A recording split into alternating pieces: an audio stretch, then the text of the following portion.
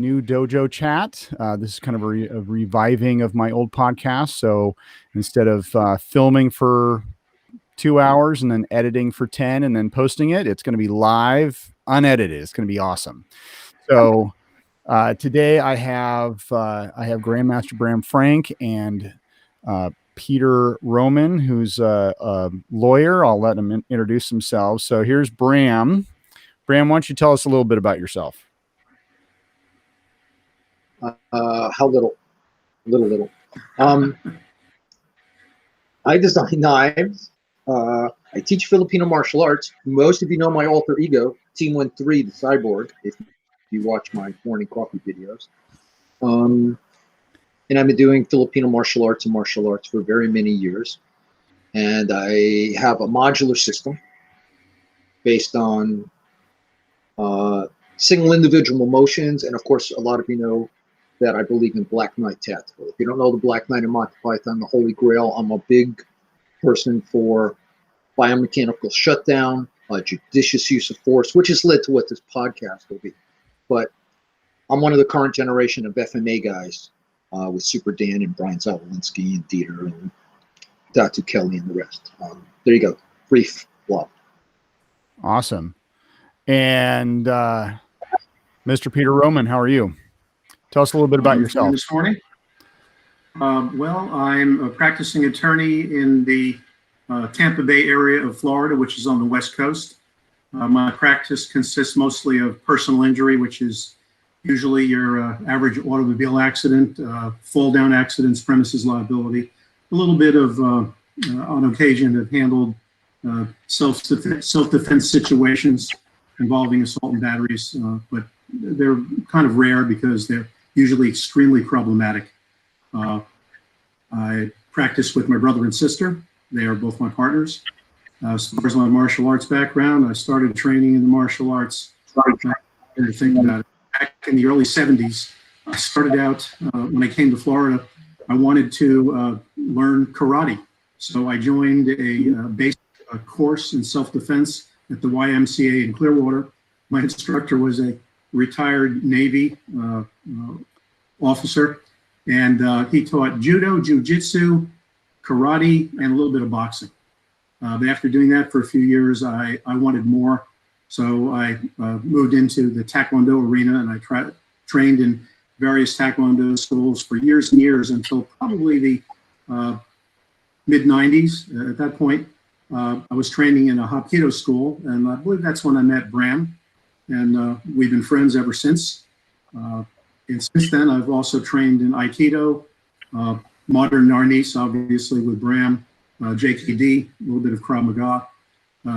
Gone all over the world with other people and with Bram. And martial arts is one of my passions. Right on. So it sounds like you've been doing this for a while.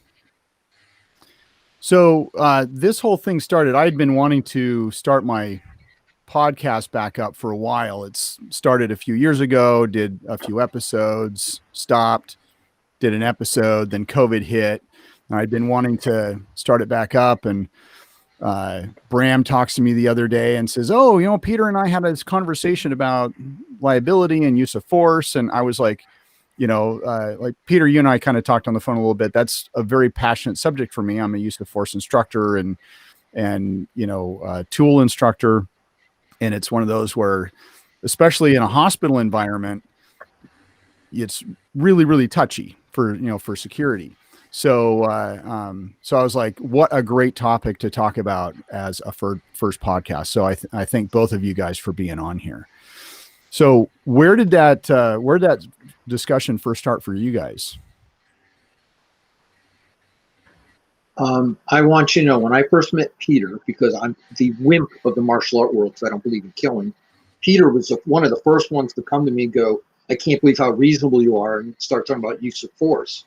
Peter's one of the few I know who does not have the romantic idea of let's rip the guy's eyes out, rip his head off, and disembowel him. And wasn't that really cool? And because when he said we became close, we become more than close. We became family. And Peter is always sitting on, like you do, like Mish does. He sits on my shoulder going, I don't know. And one of the few things And Peter has told me one of the few things he could able to defend in court are the way I teach and what we do. So Peter has always tempered, what I do and how I react. But we always talk about it, and I call Peter and complain, going, "You should have seen what these guys did on YouTube." That kind of, and I know what kind of feedback I'll get from Peter, because as soon as I describe it, I have to do a throwback. I'm sorry, left turn at Albuquerque, as Dan would say. Peter and I went to a seminar where a guy invited us in. So we went in as guests. He made a big deal about, Grandmaster Bram Frank's here, and this is what he's doing. And then Peter, remember this guy? I don't remember his name, but he started talking about cutting people's throats, severing their spinal cords, hacking them up. But Peter and I are looking at each other. He looks at me and goes, "Bram, I don't know if we should even be in here." So I politely go to the guy and go, "I can't condone this." I stop him and go, "Thank you for inviting me. I have to leave." And remember, he got really upset at us because I wouldn't condone all these weird things he was doing. But it's things like that I, either Peter calls me and goes, "Did you see?" Or I call Peter, or we're together and we're like, "Oh my God," we roll on and goes, "You can't really be teaching that. You can't say that in public." So this has been a forever topic for me and Peter. So many martial arts schools, when they teach self-defense, they don't stop in time. They teach defending against a punch or against a knife attack, and inevitably they end up with the opponent on the ground and doing finishing techniques, which, as Bram just described, is not really appropriate. I don't know that it's ever been appropriate, except perhaps on the battlefield. I'm a member of the Rotary Club in Hudson near my office, and I recently, and we have to bring in a speaker occasionally, and I couldn't find a speaker, so I became the speaker myself. And I gave a little scenario asking, we had about 18 people in the room, and I said, let's assume someone is coming at you with a knife and you're holding a knife. What's your target? And inevitably, they all say, "Well, I'm going to cut their throat or I'm going to stab their chest." And I said, "No, while you're doing that, what are they going to be doing with their knife?" I said, "Your target is the hand that's holding their knife. You're going to go for that hand. Then when they drop the knife and that hand is incapacitated, now, what's your next target?" Well, now they say the same thing. "Well, I'm going to go for their throat or their chest." They say, "No, not unless you want to go to prison, because now you're the aggressor. Now you have the deadly weapon and they're unarmed." And it's a revelation to people. They just don't understand. Yeah, And it also, go ahead, Mish. well, I was going to say, when I started learning, gun, what is it? Gun takeaways, or, and gun retention. It was, of course, all of the disarms, you're ending back, aiming at the person. And, even this is even before I met Bram, I was like, but wait a minute, aren't I the aggressor? I mean, when you're getting your handgun certification for security, law enforcement, or even just going through a handgun class, we talk about, you don't want to point a gun at a person unless, of course, you're ready to shoot or kill. There has to be this opportunity when it comes to, and intention and all that. It's like, but I've just disarmed this guy and now I'm pointing the gun back at him. Why would I do that? Aren't I the aggressor? And so when I started teaching, these disarms, I end up throwing the gun away or putting the gun, the gun doesn't end up getting pointed back at the person because I've taken the weapon away. Now I have the weapon. If I'm pointing it back, now I'm the aggressor. I'm menacing. And well, maybe not. It depends on the circumstances. Are you the only one in the area? Does the guy that previously held the gun, does he have partners? Are you in a situation where is he coming at you? What are you trying to do? It depends on so many different factors. Yeah. Pointing the gun at him doesn't necessarily mean you're the aggressor. You have to take it a step further and look at it. Yeah. Well, I think about it just taking it out of the equation. I don't know. That's That's always been my Yeah. my theory. Is I just take it out of the equation so we don't have to go there. If you throw the gun Yeah. away, And same kind of thing. When I get the bad guy tools. Oh, I'm I was sorry. going to say, once you disarm and you're holding the gun, if you throw it away, what if he starts running after the gun? And again, does he have partners who also have evil intentions? I submit it takes you have to know what all the factors are. Well, and that's true. I agree. There's Right. I mean, usually if it's when I teach it, it's more you do have to take everything into consideration. I do want to take the gun out of the equation, but granted, if it's him and a bunch of other friends, then there's some validity for me keeping the gun in play and staying armed. But if it's just me and him, it all depends on how I take it out of the equation as well. So, well, one thing you could do once you Yeah, I don't like to give up my tool, till he's all gone. I'm sorry, Peter. I have just so you guys know, I have a lag time. okay. Why I'm not sure how to. Well, what I was about to say is, once you disarm, and now you're holding the gun, you could immediately, assuming you know what to do, and you would if you know how to disarm, eject the magazine, eject the bullet, pull the slide off, and drop it to the ground. Then it's not. Then if someone picks it up, it's not going to do them any good. Right. Right. I don't like to get rid of my tool till I know they're not going to come back at me. I want to make sure they're incapable of continuing an attack. So for me, if it's a firearm, it's in their general direction, and I need to give them words, because words are first level of force, to go, I need you to comply, I need you to back off, I need you to get down on your knees. I need to see some sense. If it's my knife, it's the same thing. Generally, if I'm playing with a knife and I've incapacitated them in some way, I need to see that they're not going to put their hands back at me, because as soon as that action continues, it's not like the tool became mine. I'm the aggressor. If they pick the action back up, I'm defending myself. But I don't want to give them the chance to do that, and I want them to respond. So some of the actions, but on finishing, I have seen, and I called Peter, and I know Mish, you and I've talked about it. I'm watching a lot of stuff about how fast can I deploy my tool, and as Peter said, what's the first thing they're going? Oh, I poke at the guy's eyes. I want to poke his eyes out. I'm going to cut his throat. Oh, he moves at me. I'm going to jam it in his genitalia, cut his testicles off. Or, when he falls, you watch people spin around. They cut their throats. I'm going to cut their spinal cord. And I'm like, you understand, if you're putting this in a speech, it's bad enough in today's world. If you put it on the internet, it's cached. It's not going anywhere. People want to find it to use against you. But if you've made a video, you're telling people to do this, I find that irresponsible. And I know a lot of you guys think it's romantic. They're in some fantasy world, because it's not acceptable in war, except in the movies.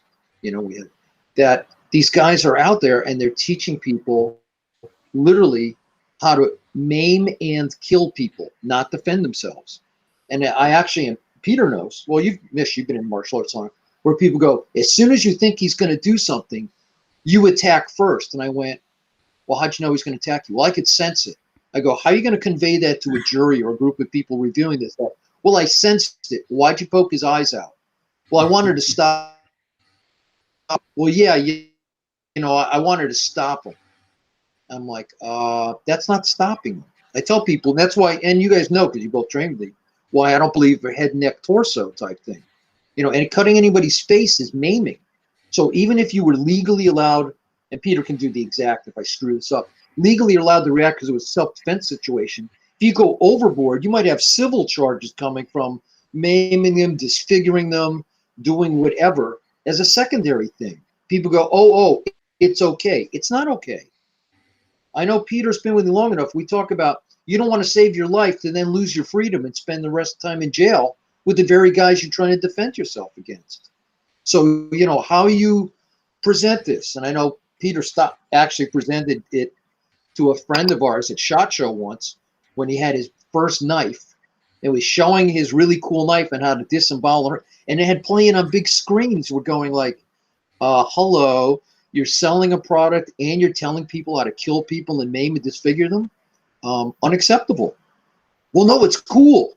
Yeah, I understand it's cool, but it's really bad because it's a myth of it won't come back to bite you in the ass. In a self-defense situation, as I said a few minutes ago, there are a lot of factors involved in what you should or should not do. Depends on how big is the other guy, how strong is he. One factor that nobody really knows at the time, but it'll come up later on, is what kind of training has someone had. The more training you have in so-called self-defense, the more restraint you're supposed to have. I often tell people, what's the first rule in martial arts? Well, don't be there. Don't be in dangerous situations. And then what if you're already there? Well, you need to be aware. And if you're aware that it's dangerous, leave. But if you can't do any of those, you have to defend yourself. But how strongly you defend yourself depends on, are you in fear of death or great bodily harm? If you're in fear of death or great bodily harm, and hopefully you can justify that, then the techniques that you use against someone will become much, much more serious. But again, if you have a lot of martial arts training, you're supposed to know restraint. You're supposed to know techniques that won't kill someone or maim them. And I'd hate to try to defend someone in a court of law if they're very experienced martial artists and they've killed someone when they didn't need to. Yeah, and if they have, if you go on, like I said, you disappear and you have a whole background that you as the attorney could grab, that the guy's going, I want you to kill someone. I want you to maim someone. I need you to finish someone. Use my Terminator 4 knife and my blood and guts martial arts system. And I didn't mean to hurt him. Well, I got 20 years of documented proof that you tell people to do this. Why'd you name your tool, the Predator Terminator Killer 5? Well, it sounds cool, man. Well, why you call it blood and guts, slice them up martial art? Well, again, it sounds cool. And then you tell people blood and guts martial arts and how to teach to do this stuff. How's anybody supposed to defend that? Because everything, as you said, Peter, is can be pulled up against you. If I had a client that was injured by someone, maimed, hurt really badly, he's a potential defendant in a lawsuit. But if I find out that, well, he'd been training for years in a school where they taught these finishing techniques, they taught how to slit your throat, poke your eye out, I'd be suing the school and the instructors. So there's extensive liability. And when we want to sue someone, we look for where's the insurance, where's the money. Rule. Yeah, and I know Peter's always told me, and I'm careful of what I teach, because if I teach someone who has no idea what to do, and the only thing they know is what I taught them, and then they do it, I could be in big trouble, like the bartender rule, because I've seen it already happen to friends who have martial arts schools, and I've seen guys who've even stepped in to allegedly save someone else and decided they would finish the bad guy just to stop everything, and found themselves in jail, and they lost their schools and everything else, and they kept going, but I was the good guy. Well, when the police got there, all they saw was bodies on the ground and the guy standing up over them, and went, that's not what it looks like to us. Bram, you and Peter knows, and you raised an interesting issue. Go ahead. There's a scenario that I often talk to people about. What if you've gone downtown, meet a friend in a bar, you've had a drink or two, and you're on your way back to your car, and you're walking by an alley, and you see a man on top of mounted over, I don't know, maybe over another man or a woman, punching, choking. What do you do? What do you do? And I've had people give me all kinds of stories about I will choke him out. I will pull out my knife and cut his throat. Well, how do you know which one is the victim and which one is the good guy? It's just, you don't know. You have to react to situations as you see them. But then you have to justify yourself when law enforcement comes to the scene. And another issue that we talk about is when law enforcement comes upon that scene, what do you tell them? Because as you know, anything you say can and will be used against you. And if you don't know what to say, don't say anything at all. Well, better yet, don't say anything at all, period, your best response is, I'm just in a state of shock, and make sure you have an attorney before you say a word. Yeah, one of the first use of force classes I ever took, and I know that as a student, they brought up a scenario just like that. And so, you know, the instructor was like, okay, you know, what do you do? And he had different people in the class, you know, give different answers. And he goes, okay, now that you've just tackled that guy and you've taken out the guy that was mounted on top of the other guy, you find out he's a cop trying to effect an arrest. Right. Now what do you do? And everyone's just like, Yeah. So yeah, I mean, it's when you come up in that situation, you have, there's, like any self-defense situation, you have to take everything into account. So Well, you could pull out your Right. cell phone and call for law enforcement. When you need them in seconds, they'll be there in, you know, maybe minutes or maybe half an hour. right. It's too late. Bram, you were going to say something. No, I was just thinking that in some of that, some of the scenarios I just recently have seen posed on YouTube and people's responses. Because the people are doing just what Peter said. Oh, well, you know what to do? Well, I'll go choke him out. I'll cut his throat without knowing who's really, as you guys said, good guy or bad guy. And I'm like, what right do you have? Because you've heard me say it. No, God didn't come down. No, God, nobody. I didn't get a 00 license. That's 007 for the rest of you who don't understand zero. But no one gave me a license to kill. And as bizarre it is, we actually have the Geneva Convention. We actually have rules of combat in war of what we're allowed to do. And people train in these fantasy things about what they're going to do. And part of that, what got me going, was when Peter and I talked about, that's why I did that little clip about your knife. It's not how sharp it is or fast you can deploy it. Because people are right now, there's a whole rash of people showing how sharp their knives are and how fast they can cut someone. There are people showing how fast they can deploy their tool and how fast they can attack someone. And in all of this adding up, I think I told Peter, I watched a former police officer teaching a women's course recently. They're trying to get the women to have the attitude of being able to defend themselves. They put blood packs on the box and had these women with spikes spiking out the guy's eyes and through their face. Blood is, you know, the fake blood spurting everywhere, and they're encouraging women to go kill, kill, die, leave me alone, as they're jabbing the holes in them, jabbing their body. And afterwards, he actually posted it up on YouTube and said, "Isn't this great?" And I think I called you, Mish, and then I called Peter, going, "What is wrong with these people?" I even called the former officer and went, "Are you nuts?" Because wasn't that cool? And I said, after they showed the women all covered, going, "Yeah, that was great." I'm like, do you know what's going to happen to them if they think someone's attacking them or they think they're being harassed, and they pull out these spikes? God help whoever's designing these spikes. Because Peter, I've seen lots and lots of new spikes and daggers with rings on them, because then you can twirl them. Isn't that cool? And they're telling people, just sewing machine their face, punch, kill their eyes. I said, you're going to blind someone? You're going to maim them? You're going to punch holes in their chest for what? Well, I thought he was harassing me, and I was taught to do that. And I went to this officer who, off screen, I'll tell you who he is. I'll remind you, and you're going to go, oh my God. I went, how can you be teaching that? That's irresponsible. And the women learning it who are covered in blood and going, oh, what a great thing. Yes, see, look how strong. That's not going to play well in court or in public opinion. And unless I'm mistaken, I believe they're going to go. I may have seen an advertisement for something like that. I think it was called the claw or the tiger's claw or something. It goes on the woman's hand and it has claws that come out. And they're saying that, well, you can rake the face and catch some of the flesh for DNA. Well, what's going to happen to the guy's eyes when you do that? Isn't that like an old ninja tool? Yeah, can you imagine if you have to... Right. Yeah.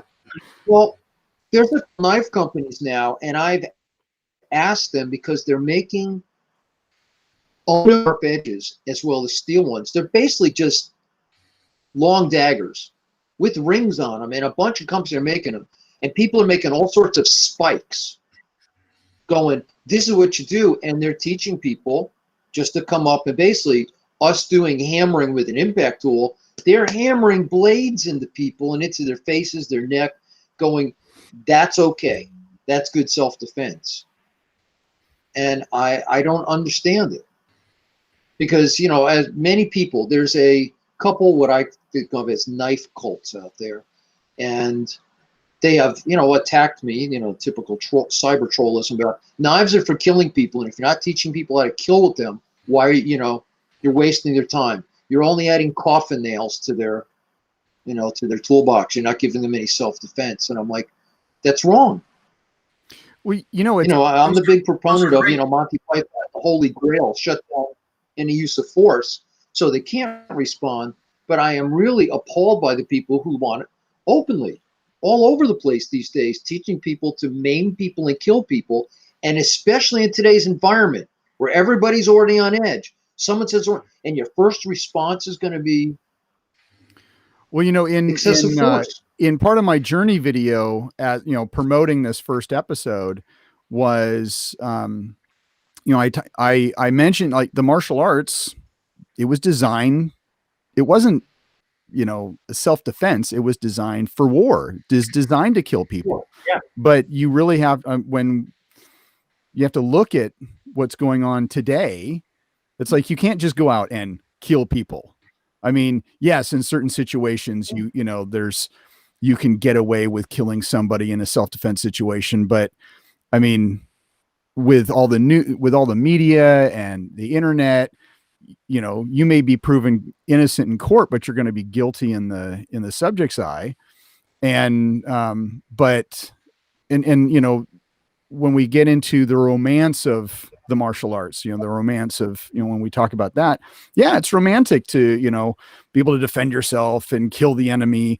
But in reality, that's not, you know, when it comes to the laws of the state and the government, it's not going to bode well. And then also, how are you as a person, you know, just that civilian who's gone and learned martial arts and been taught to, you know, end them when they're on the ground.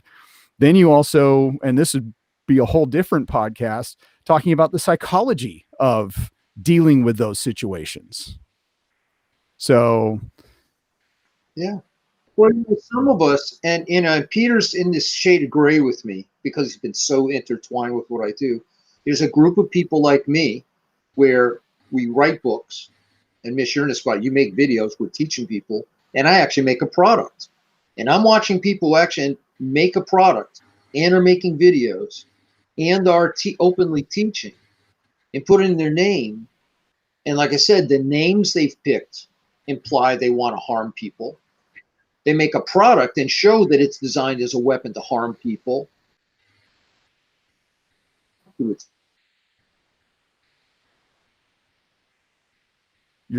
Bram, your audio cut out. All the videos. Yeah, I can watch that. It's also hesitating. It must be my internet. I want people, you know, that when you're putting stuff together like that, the name, how you teach, everything you do is going to come back to haunt you.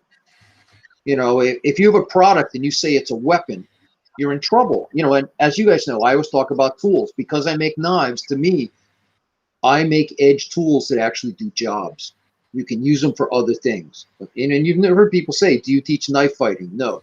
Do you teach termination? No. I teach self-defense response with an edge tool, and I teach edge tool use. But there's people out there openly talking about, we make weapons. We teach you how to kill people. We will teach you how to terminate people.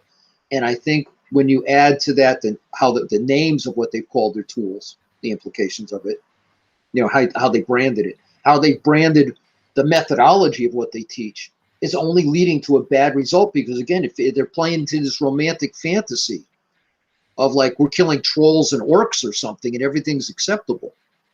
And it's not. And you're right, Mish. What we learn to do in war, in active war, our soldiers cannot do if they're not in an active war zone. They can't actively shoot people just because, well, we're in Afghanistan, so I kill anybody I want. No, you can't. Not unless you've been sent out on an operation. And it's worse even, for the police are killing lots of people indiscriminately. Well, that's a lie. That's part of the media bullshit. Police don't kill people indiscriminately. And right now, of course, it's a big political hot potato. But so if police can't do it, military can't do it, security can't do it, why are these people branding themselves? And Peter and I talk about it because, all of my tools are named after Filipino motions. I don't talk about, nobody's named after weird, killer this, the slaughter that, the bloodletter 5, the predator 2, whatever. And common sense. We're so nondescript in our name. We're common sense, self-defense, street comp, modular. We have a methodology. I was literally looking, like I said, at blood, guts, and death arnis, death head arnis, warrior killer arnis. And I'm like, you got to be kidding me. And these people, and they actually on their logos, Peter, the knives on their logos have blood dripping off of them and stuff. Yeah, and you would have a field day. Blood grooves too. Blood grooves, so that the blood can run down the blade after you stab someone.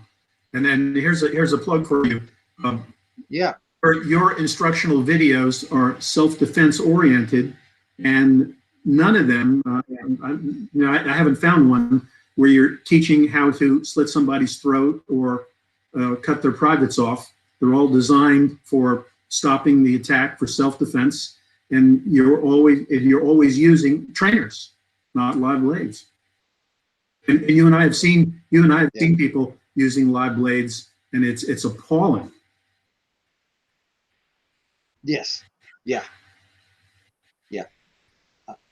Mish some of the stuff over the time, and like I said, in current times I have Mish over my shoulder to make sure I say nothing stupid on Facebook.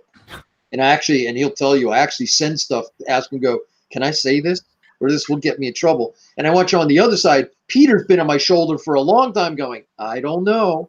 But overall, I don't say stupid things when I teach. And I don't teach what I consider stupid things. I don't encourage my tools to be used for stupid things. And I know Peter will be the first one to jump on my corner and defend me because I'm not putting him in a compromising spot. He doesn't have to go between, is he my friend and family, and is he going to represent me? Because I'm on the even. But Peter and I have seen horrendous things being done. And especially in today's, so I don't get myself, in today's climate and how people want to look at everyone, a wrong move could be very serious today. And some of the women who are being taught to defend themselves, and I've had this, remember, Peter, the one who wanted to as soon as the bad guy comes, then you blind him, stick your fingers in his eyes. And I remember going up to her, we're in New York, and I'm like, I don't think that's acceptable. I understand what you mean, but if you stick your fingers through the guy's eyes and blind him, what do you think is going to happen afterwards? Oh, everything's fine. I'll go home. He's going to jail and I win. You've blinded someone they'll never see again. Oh, it doesn't matter. Okay. Mish, that's why I want to hear, because some people go, what, and we did touch on it. Sometimes your actions are justifiable for the self-defense part. That has nothing to do with the ramifications and your liability for the damages you cause that person. Right. So I defend myself. I had every right to defend myself because the guy attacked me or the woman attacked me. But afterwards, if I've blinded them, maimed them, paralyzed them, in a civil court, they're going to come back and go, you've ruined my life. Look what you've done to me. And granted, and Peter's heard me say this a zillion times, he'll start to laugh. If it was a jury of our peers, people would give me a medal. I am not going to have 12 crazy martial artists on the jury with me. I'm going to have a bunch of people who are going to look up and go, you did what? And that's why when I first started talking about biomechanical stoppage and just shutting someone down, I want a jury or review board. That's why the crimp is so cool, with the stuff that they look at us and go, couldn't you have done more? Yes. Why'd you do so little? That's all I needed to do. Yeah, crimp. Because if I did any more than that, What I don't want is, oh my God, why did you, cut their genitalia off? Why'd you slit their throats, disembowel them, cut their eyes out? Well, they were going to hurt me, so I wanted to defend myself. And, as civilians, we're allowed the same level of force as what's used against us. And as Peter said, once the threat is done, it's done. I can't keep adding on to it, and I have no rationale for it. Well, they were going to rape me, harm me, do whatever. So I finished cutting their fingers off. I carved their genitalia off. I mean, the whole thing is ridiculous. The overkill that goes into it. And that's why I want to tell people that, go ahead. I was going to say, we need more responsible instructors, much like yourself, who teach some degree of restraint. The two places you do not want to be after a confrontation are a civil court of law where you're the defendant and you're going to lose everything you own, or in a criminal court where you could spend some time in jail with the very people that you were fighting with. You have to exercise restraint, and it takes responsible instructors to teach that. And sadly, there are not a lot of them out there. So I have Peter, I have a question for you. And Peter was with me when we were in Israel. So take O.J. Simpson, for instance. And for those viewers who are old enough to remember O.J. Simpson, he won in criminal court. He was acquitted, but lost in civil court. How many, like, in your experience or your knowledge, how often does that happen? Well, it can happen often because there's a different standard. In a criminal court, you have to prove guilt beyond a reasonable doubt. In a civil court, it's simply a preponderance of the evidence. And there was enough confusion in the civil court. In the criminal court, that they weren't able to prove beyond a reasonable doubt. And that's where the difference lies. It's a standard of proof. Mm-hmm. So if somebody and proving someone who's all damaged is pretty easy to prove that there's a civil action that needs to be, because you've harmed someone, rather, that they've suffered, they can't live a good life, something's happened to them, once the criminal charge is done, because if someone attacked you and you defended, it's one thing. But afterwards, if you're not sure who's what, but in a civil, if you've crippled a guy or woman, they have no eyes left. They're talking really high because their parts are missing. Well, and they won't be able to have a good life anymore. Yeah. Well, yep. So let's look at this scenario. Say you have somebody who's done a little bit of training. They've gone to a couple Bram seminars. They've, Bram is giving out user certificates now for just users. So maybe they've gone to a user course. They've, in say 1.4.12, and they own a couple Bram knives and they carry one on them. They're attacked, and in the scuffle, they end up cutting the person's fingers off, and they do what they're supposed to. They cut, the guy's bleeding. They back off, call the police and say, "Hey, I was just attacked, defending myself," whatever. In the district attorney's like, yeah, and maybe it was even caught on like some CC camera or somebody was filming it. And according to the evidence, they were totally justified. Going to into civil court, what case does the attacker have? Maybe they're still missing a couple fingers. Is the person who defended themselves still in total fear of losing everything because they defended themselves? No, not necessarily. We're talking about a civil case. Yeah. So criminally, the defender is, even though they cut their attacker's fingers off, the district attorney's just like, not going to prosecute. I mean, hands down, totally justified. Or even if they ended up going to court, all the evidence that comes up says totally justified. So there is no question that there was justification in the defense. the attacker, who's now missing fingers, tries to sue the person that defending themselves. What kind of, is that person who defended themselves? What potentially? There is some potential liability. Did the person who defended himself, did they have to go as far as they did to defend themselves? I mean, there are attorneys out there who will sue for, you have no idea how many stories you've seen. But typically, an attorney is not going to sue someone if they don't think that there's a chance that they can collect, either from insurance or because the defendant has assets. And that's another factor that comes into this. What's the likelihood that you'd end up in court? Well, only if the attorney thinks that he can collect, because an attorney doesn't want to waste his time suing someone when there's not going to be a recovery. Attorneys in that kind of a situation, that's the kind of case that attorneys would do on a contingency fee basis. And you're not going to spend jury trial. You're not going to spend $15,000, $20,000, $30,000, $40,000 in costs to put that case in front of a jury if you're not going to collect anything from the other person. So that's another factor that's involved in this. What's the likelihood that you're going to end up in court? It depends on how collectible someone is. But yeah, it's not a negligent situation, but there's some comparative negligence that comes into play. So it's not, well, he's 100% responsible. Well, maybe he was partly justified. That's another factor that's involved.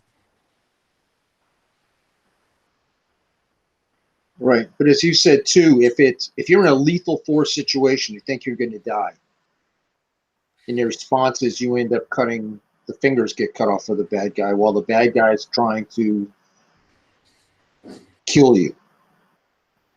Because again, lethal force is lethal force back. If you end up doing less than lethal or non-lethal response to a lethal force, the odds are much better in your favor, because as Peter said, when they go, what was the reasonable, what level of force did you use back? If you're just having an argument and everybody's threatening each other, and then you reach out and cut the guy's fingers off or maim his fingers, I think it's a bad situation. That's why I always teach, why we take it down from, if I'm in a lethal force, and anytime a knife is involved, as soon as a tool's involved, we're at lethal force. The issue is, so if I have a lethal force situation, I think what you do, yeah, go ahead. If someone's attacking you, how far you can go depends. Basically, are you in fear of death or great bodily harm? Those are the factors that decide what you can do. And if you're in fear of death,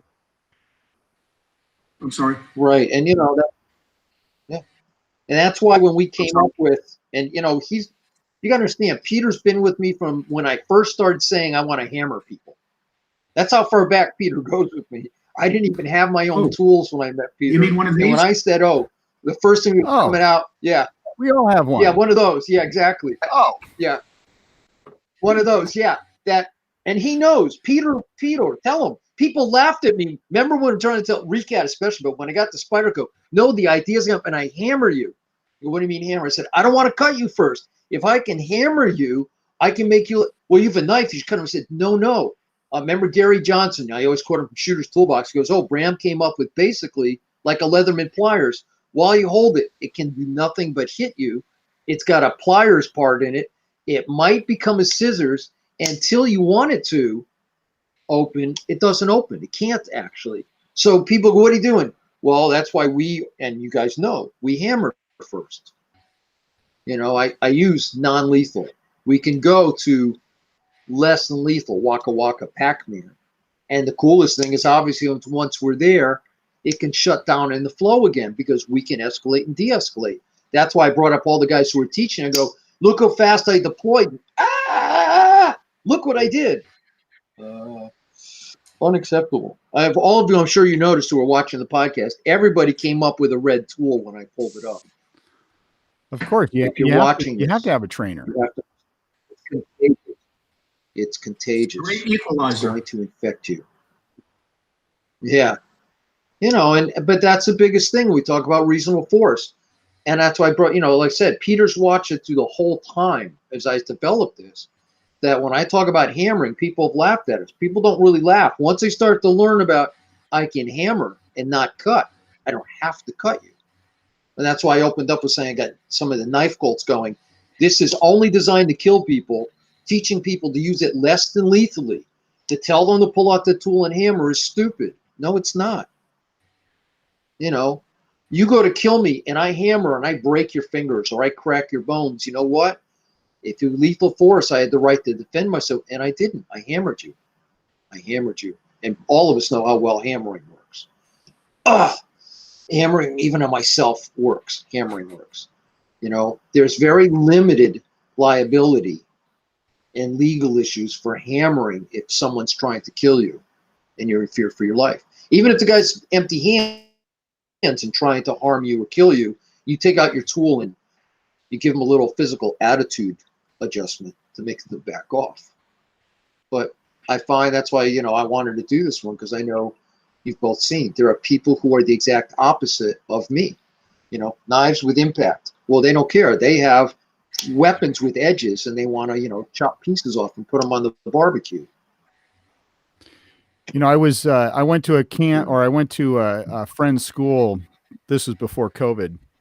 And, he knew that I was a knife guy and I hadn't seen him for a while. So it was, we go in, or I go in and he basically kind of set it up where he was going to be teaching knife for his class that night. And so, I was watching class and I was just like, oh. And he's like, Mish, you look uncomfortable. I was like, you realize you're teaching your students to go to jail. Like everything ends up with a blade to the throat. Oh, and by the way, they're not cutting correctly. So they probably won't go to jail. They'll just nick them because they're actually not cutting correctly.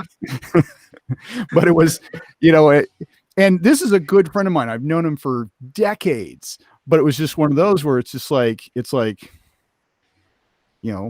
you're teaching your students to go to jail. And I just, it's like, and that's another thing for me. It's like, we're right on the border of Oregon.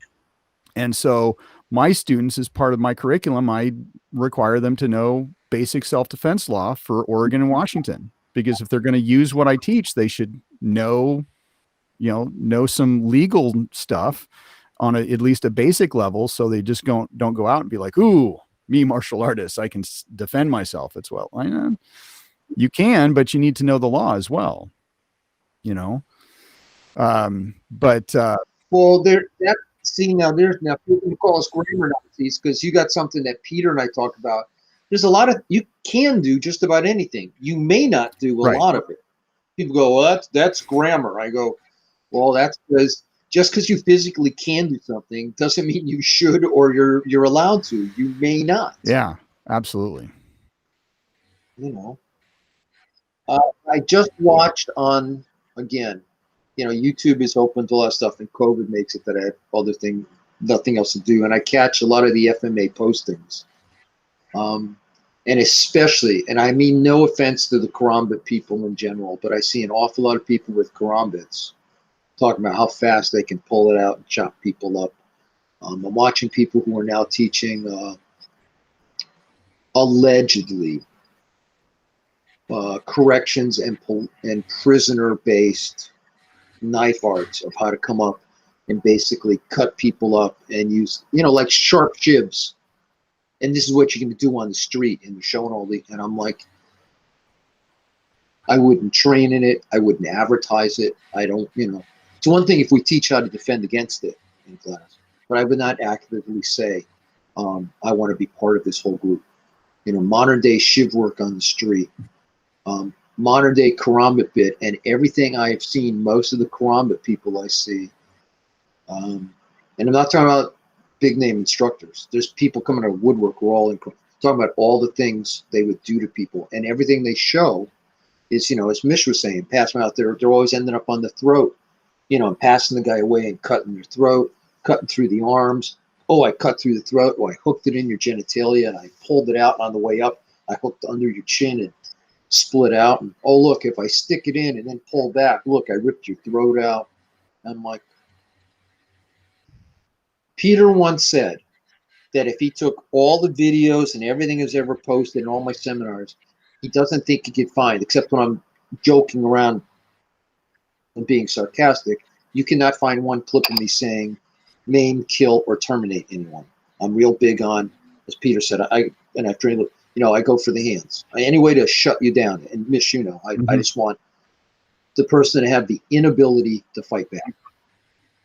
And I'm seeing so much stuff, and that's why I wanted you to do the podcast with us, do this, because there are people by how they're branding themselves romantically as these killers. They think it's okay. And I'm watching more and more of it. And on Facebook, and you're on Instagram with me, you can see the full color logos they're posting and the weird names of because, oh, look how tough I am, because my art says I'm going to kill somebody. Right. And I'm designing tools to kill people. And if I buy tools, I'm going to advertise and tell them I bought these great tools. And here's how I would kill or maim someone. And I'm like, some of that, they're like living video. A lot of that is, they feel they're making themselves important, very powerful. Look, this is how I can kill someone. And it just is going to get them in trouble. I doubt that they've ever seen the inside of a courtroom.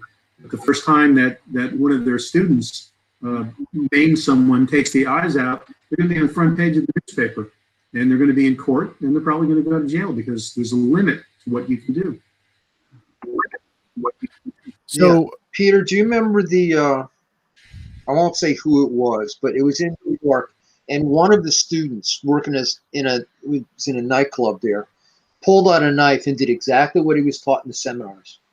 He gutted this person, and he was really upset when he ended up in jail. And you and I joked about they could have gone after the big name instructor who openly was telling people,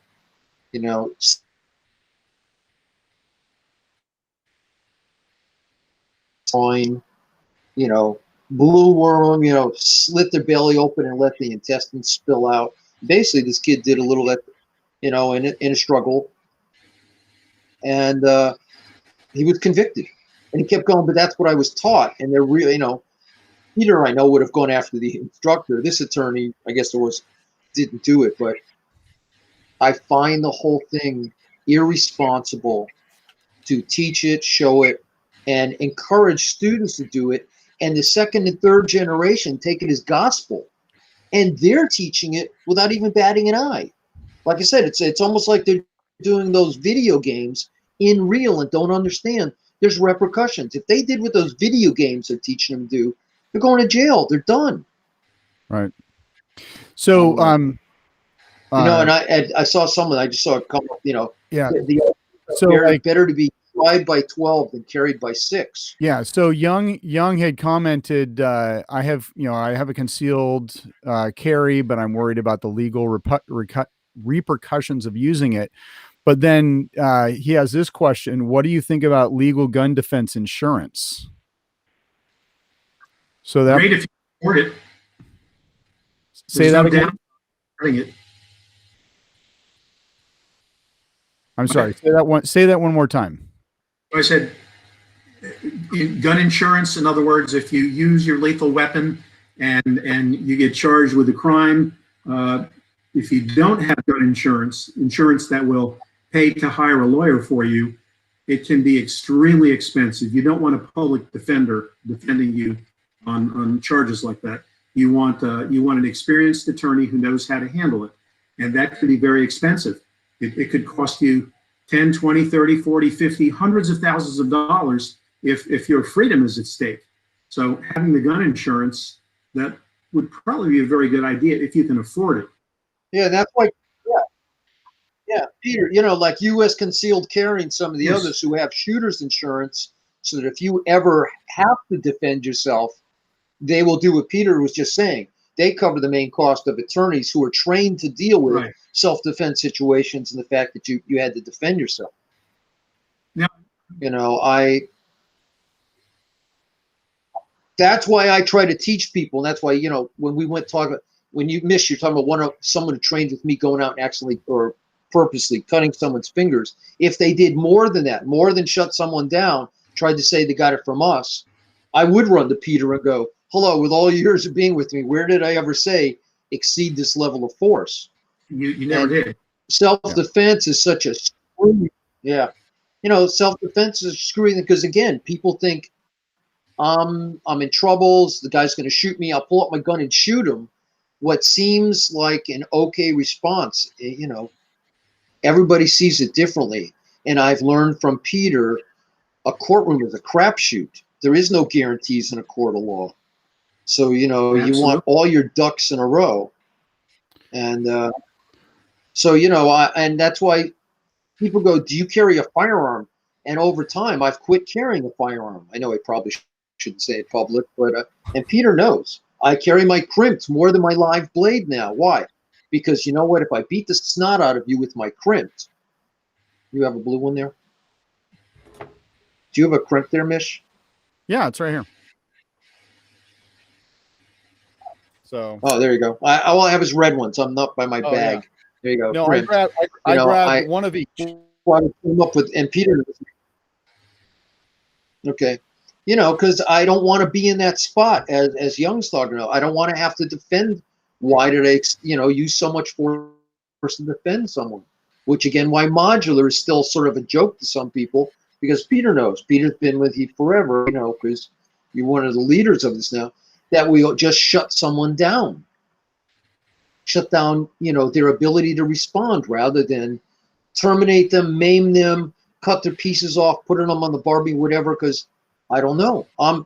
It's the first time in my life, I'd say the last 20 years, that I've had to review, if I do this, what happens. And I'm in a really bad spot because I'm a public, you know, a public person. I'm a public figure. I'm all over the place. If I defend myself, I'm going to be under a microscope. Why did I?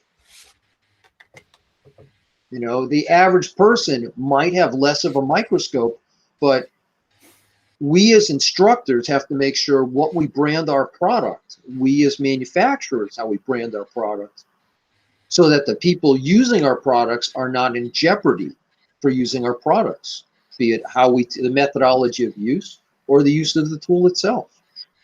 Bram, you might find this interesting. I don't carry the crimped.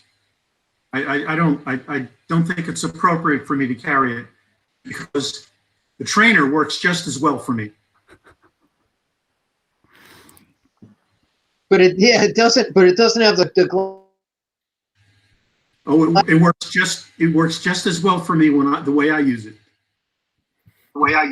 Yeah, I'm sure. But remember Animal went and Peyton Quinn, who only wanted to carry, you know, the cutout shape of it, the original ones of aluminum with the rubber on it, said, Bram, I'll just carry that because you should see what I could do with it.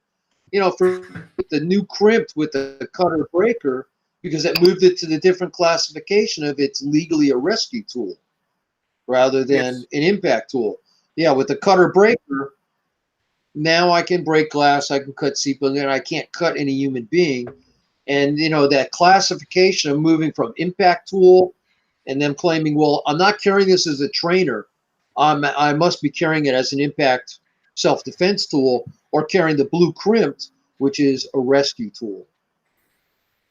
You know, so that's why I'm carrying more and more of the new crimped because it's a rescue tool. And I keep it on my seatbelt in case I'm in the car. So if a car crashes, it's right there. It can't go anywhere. But and since the crypt came up in, I don't know. in topic, I'm gonna plug the I'm almost finished with the user and instructor certification programs. It'll soon be available on Bram Frank modulartraining.com. So once this is done, I'll put all that stuff down in the comments or down in the blurb so you guys can link to it. But there is user and instructor training on this tool. So the best non-lethal tool you can have in your toolbox. Oh, I see. Young said, absolutely. I saw he asked about U.S. Shield. I only know of them from reading about them, but yeah, I heard they're a good group. I don't know if Peter knows them. U.S. Shield, the insurance group. Yeah, what about it? Sort of like what concealed carry offers. Right. And I think I was just seeing someone wrote that they use that with their insurance group. doesn't the NRA have a similar program now? I'm not sure. Yeah, I think they do too. No, I'm in kind of a semi situation. I don't have that kind of insurance. I don't need it because I have a brother and sister who are my partners. They're both excellent attorneys, and I would trust them to defend me more than anyone else. That's a unique situation. Yeah, there you Yes. They might not want to do it, but they'll have to. That's funny. Well, I mean, and that's what's tempered. I want you to know, people go, why is your attitude so legal oriented, liability oriented? And part of that is, people go, what happens? Well, whatever I may share with Peter about martial arts and knives, I want you to know the other thing for liability and legality and use of stuff, Peter shares back with me. We have a good symbiotic relationship of sharing for many years. And I have to thank Peter because I think it's kept me on the straight and narrow and helped me work on the idea of Black Knight Tactical. What's the least amount of force I can do to accomplish the most work? And that's what I think tools are. Tools help us utilize energy to accomplish more work. And Peter's been able to temper any crazy, romantic, I'm going to be this fantasy warrior with reality over all these years. And I'm blessed that he's been in my life that way. So that's why the current modular, which you represent a lot of times, Mish, comes because in the background, what's tempered me is Peter, going, well, if this happened, this could happen. And believe it or not, people go, you don't let that affect you. I said, yeah, because I trust Peter implicitly. And, we've traveled around the world. We train together. We vacation together. We go sightseeing. We teach and share stuff. And I learned from Peter. I like, and I'm blessed because he used to let me stay in the office. So it's just so I'd stay there all day while he discussed cases. I remember one time his brother was waiting for me to leave, or your sister, Paul, was waiting for me to leave. And he goes, no, Bram can sit here. And you can see the color leaving out of their face going, but we're talking about cases. He goes, no, Bram can sit here. But I learn a lot. And occasionally people ask me, what's your opinion? Like the self-defense stuff and those clubs over in Tampa, and stuff. Peter aren't trying to change how the bouncers, because bouncers, unlike, Gabe Cohen or Nick Spill, some bouncers think the idea is I break the guy's head and what's the problem? Well, the person who owns the club's in a lot of problem if you beat them up in the name. You could be, you the bouncer. But anyways, Peter is tempered a lot, which is how I ended up with a reasonable tool and a reasonable idea of self-defense. It's his fault. Oh, thanks a lot. The funny thing about instructing people how to use a knife is it takes a lot more effort to teach people how to use the knife properly in a self-defense situation, as opposed to it's real easy to teach somebody how to slit someone's throat, how to cut their privates off. I mean, how much instruction do you need to teach someone to learn how to cut someone's throat? But it takes a lot more instruction to teach someone how to stop an attack without maiming or killing them. And it takes more effort. A lot of instructors they don't know, and they don't spend the time. Yeah, I remember we were in Israel, and remember some of the teams there wanted to know about teaching them killing techniques. And remember we were standing, I said, well, if I can reach your neck, you can reach my neck. And that's a tie, and ties are great for horseshoes and hand grenades, but that's not really good enough. Remember, Tal was getting all freaked out the first time we were Tal and his team. And all I did was take that half step back and said, but if I stop your hand, so you can't hold that tool, I win. He goes, yes, but I'm still alive. And I went, well, yes, you're still alive. Did I mention you can't use your hand? And you didn't cut my neck. I don't want you close enough to cut my neck and do whatever. But if I can shut you down, and even in Israel, it took a lot of years, and Peter knows, he was there a bunch of times with me, to get them to understand that less than lethal is the best use of an edged tool, because ties suck. I can't tell who got to the tie first. If we both have split necks, we're spurting blood. So I guess whoever doesn't die first won officially. But That's how we. I don't want to be in. And I tell people, look, it's a matter. No, I was about to, that's how we started out this discussion. The scenario that I raised where two people have a knife and one is attacking the other. I mean, Right. the snake, cutting the wrist that holds the hand. As you just said, now the other guy he has one hand and you have two. You don't even need your knife now. Yeah. And remember, a lot of people still laugh at that whole approach. And we've seen that. Yeah. And I recently, you and I have argued against other people where if you have, and I'm talking about a karambit ring, that sort of fits it, but the people are having stuff that goes through their hands like a push dagger and have knuckles on it. I said, brass knuckles are now, people are making all sorts of brass knuckles now. Brass knuckles. They're made out of all material. You go, this is legal, and I'll teach you how to use it. I said, no, you can make them. You can't teach it. It's not legal. You may not do it. Oh, no, it's okay. And see, I've spaced it, so when I punch it, I'm going to go right through both your eyes, and I'm going to rip your face off. That's not legal. Yeah, but I can do it. I know you can do it, but you're not supposed to. But you should not. And like I said, I'm watching them make stuff that ends up being like brass knuckles, and people are making all sorts of push daggers and telling people this is okay. And that's part of why I wanted to have this dojo chat about it, because people can teach anything. You may not. Some of it's just irresponsible. Do you remember Captain Zawolinsky wrote forward and went, I will have Bram come in because what he teaches my officers can use. Most of the people I know with knives and edge tools, I cannot let them teach my officers because we can't do it. I didn't mean to cut you off. My brain was in go mode. No, I was going to say a lot of these tools with the brass knuckles, with the spikes coming out, the push daggers, the edge weapons where your finger goes through a hole. Those are great tools if you're a gang like MS-13. So designed for people. Or during the zombie apocalypse. Yeah. Yes, exactly. Well, I watched them, and everybody. Oh, you know what? I'm going to have to flick this over. Can we do a podcast about what weapons would work best against the zombies in The Walking Dead? Because I have personal opinions about that. Yes. Okay, here's something. I'm watching people, and Peter knows. So, yeah. So Young says, my friend was attacked by two men with knives. He beat them with an axe handle. The attackers hid the knives before police got there. My friend went to jail. That's interesting. That's abbreviated because I don't know. You mean he beat them and they ran away with the knives? So he wasn't cut in any way? There's no proof of the knives? I don't know. Young, where did they why don't you elaborate a little bit more on that, Young? We'll wait for his response.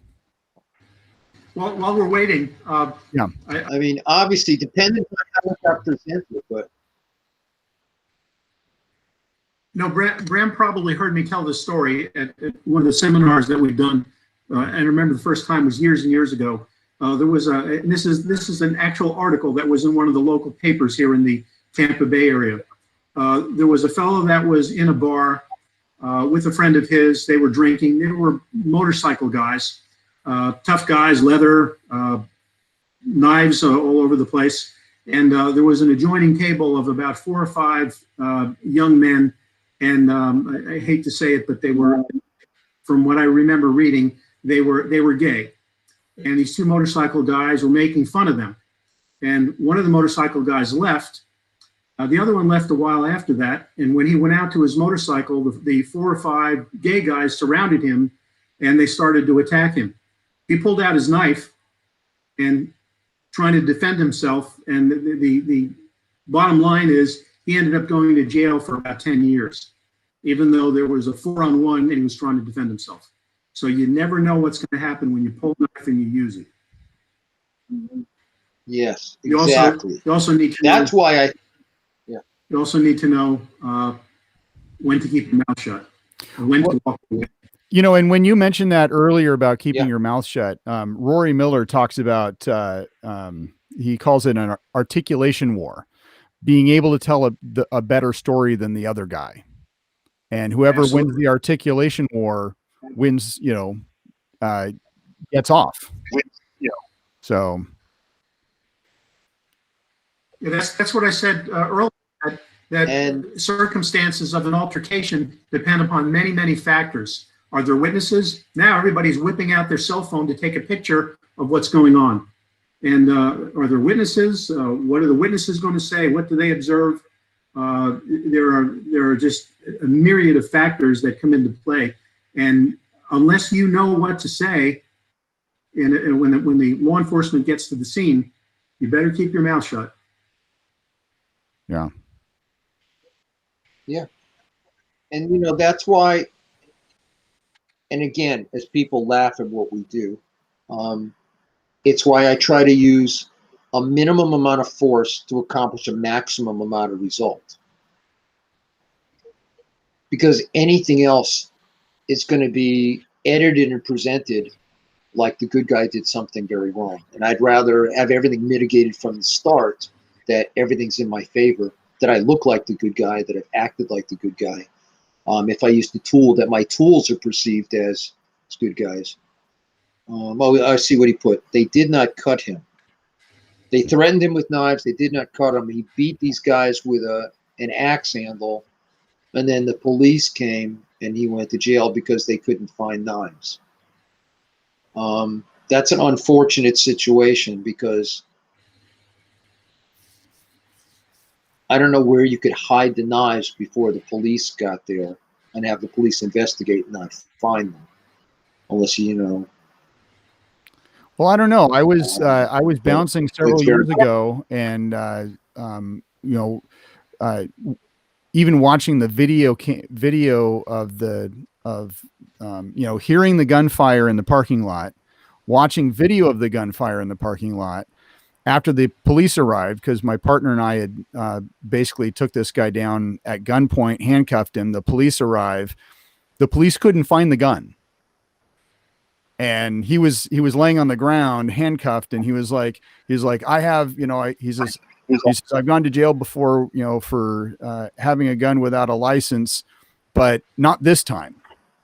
But we looked over the entire parking lot around where his car was parked, where where the gunfire happened. We found the shell, but could not find the gun anywhere. So, well, a shell casing is still a good piece of proof that there was a firearm. It didn't come out of nowhere. True. This, I feel, it's definitely they just threw the knives away.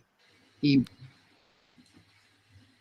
beat he beat them then with the axe. He had a chance to cut him. Oh, I'm assuming I'm reading the English wrong. Yeah. Because if they threw the knives away and he beat them with an axe handle after they threw the knives away, that's a no-no. Yeah. Right. If they had the knives and he beat the axe handle, that's okay. But if they threw the knives away before they cut him, so they have no knives in their hand, and then he retaliates and continues to finish him with an axe handle, I can see why he might have ended up in jail. Right. Of course. It's a timing type of thing, Yeah. Because even if they didn't cut his hands, if they ended up making cuts on the axe handle, using the knives, there would have been at least some proof that there were knives. But if there's no knives, no proof of knives, and just a guy with an axe handle, that's sort of like we talked about when you come upon someone in the middle of a fight and you go to defend who you think is the good guy. The guy in New York, my friend who lost his school, they came across him. The police got there, and he was standing over the bodies going, I'm the good guy. And afterwards he goes, why did they believe me? I said, how would you have viewed it? The police show up to an assault. There's people on the ground. You're standing over them with blood on your hands. They don't know you're the good guy. And even if you're the bad guy and you're going, I'm the good guy, they're not going to believe you.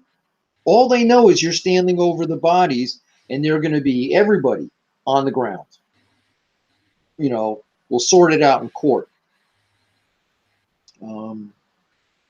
So, I feel bad for anyone who got in a situation, because as Peter said, and again, we can do everything correctly and it still doesn't work. I would not want to defend myself and end up in court and find out I have anything on the negative side that I have to deal with. I'd rather have everything on the positive side, and everything on the positive side. I've tried to do less than lethal. I've tried to defend myself. I've tried not to harm him. I could still get in trouble. But at that point, I would have done my best to prevent myself from not only losing the physical altercation, I've done my best to make sure I don't lose the legal war that follows. And if I lose, well, you know what? It was a crapshoot. At least I'm alive. Yeah. But I still hope that there's reasonableness in justice. I know that justice isn't fair all the time, but as Peter knows, in the right and as you guys said, it's a war of articulation, presentation. I believe if you ask, respond in a reasonable way, and you're trained in a reasonable way, and you've approached that your tools are reasonable, you stand a reasonable chance of not getting in trouble, or a minimum amount of trouble for defending your life. If you're cutting apples, oranges, paper, and opening boxes, I don't expect any big trouble from using an edge tool. Right. Oh, by the way, Mish. Yes, sir. Bruce Chu said to apologize to all of us because he doesn't like the way we use the crimp. The crimp is his favorite box opening shipping tool. The crimp? He slips boxes open. He cuts tape with. Oh, well, because it's the breaker cutter. He actually, believe it or not, uses the Bram, runs the edge of the Bram down the tape and rips it. And I'm like, you're kidding. But I know that's a little off the wall, left turn at Albuquerque. But, and again, that's part of, Peter's fault. I think about how I call what I do, the names of my tools. That's funny. Well, we've gone a little over an hour, which is totally cool. For those of you tuning in, and whether online or offline, I'm going to post it here. You can get, let me press send here. I just put in the chat. It might show up here. You can get 15% off at, Bram's site, cssd-sc.com, using the coupon code DojoChat for a Bram knife. That's good until the 27th. So it's good for a week.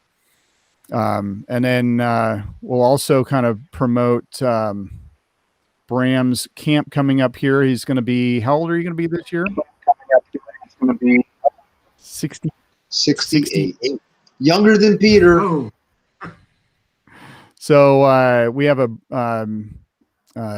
had an annual birthday camp here in Vancouver, Washington. We've been doing it this will be year number 4. So it'll be at my school, Handworker Martial Arts, which my school is in my garage. So we're going to be in the backyard. Last year was a great year. Nice and sunny, air flowing, but Sunday was hot, if I remember correctly. We're in the big tent. So you can actually come there, or you can do so this year we're going to be focusing on Bolo with a little bit of Des on Gut thrown in for good measure. And we have it live or virtual. So you can log on to, I'll put it in the chat too, the bramsbirthdaybash.com. So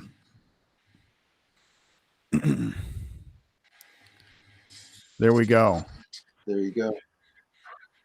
And you can get the tools. So if you're going to attend, you can get tools. Bram will bring them with him.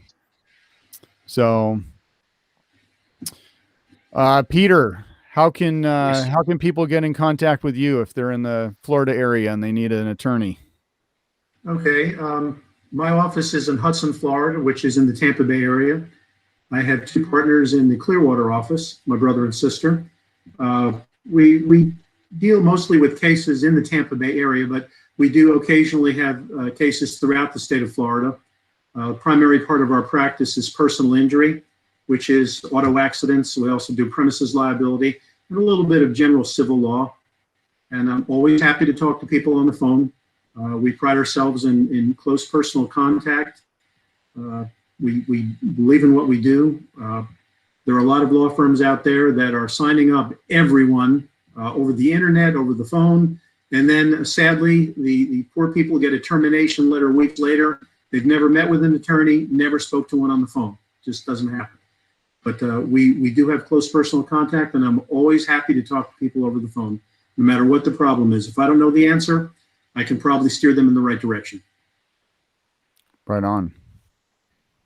That's it. Roman in Rome, and Peter, your contact information. Okay. Phone number. Email address would be peter@romanlaw.com. 2 Romans and then the word law. peter@romanlaw.com. Phone number 727-736-2515. That's my office number. But again, for anybody listening to this podcast, I'm happy to give them my cell phone, 727-946-2515. All right. And all that information will be in the little blurb. And it's a martial. Don't forget, Peter is actually. Well, I just was saying, so people know if they didn't hear at the beginning, Peter's not just an attorney. Peter understands tools, and Peter is a martial artist. So if you got questions, believe me, Peter's got a response for you that's good. Oh, sure. I mean, aside from legal issues and what I do as an attorney, I'm always happy to talk martial arts. That's my favorite topic. Right on. I like it. Okay, so I like this talk. I think it was fun.